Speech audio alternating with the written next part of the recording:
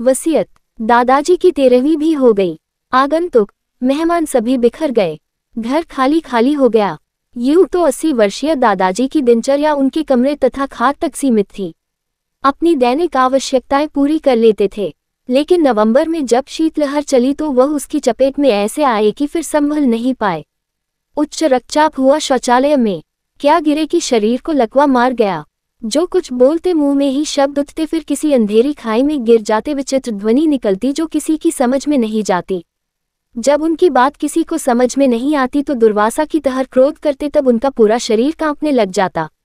आक्रोश में वह लाठी भी उठाना चाहते, पर उनकी लकवाग्रस्त हथेलियों को चिढ़ाती हुई लकड़ी छिटक कर दूर जा गिरती। थक हार कर पसीना पसीना हुई देह हाथ उठाकर अमूली के इबारे से कुछ बताने का, समझाने का नाकारा प्रयास करते। दिन ब दिन उनका क्रोध बढ़ता जा रहा था। जब डॉक्टर के पास ले जाते और कहते कि यह कुछ कहना चाहते हैं, तो डॉक्टर का उत्तर होता, इसमें इसी तरह क्रोध करते हैं। तब असामान्य कुछ भी नहीं है। लकवा के मरीज भी उनके नथुने फड़कते और डॉक्टर पर भी क्रोध करते।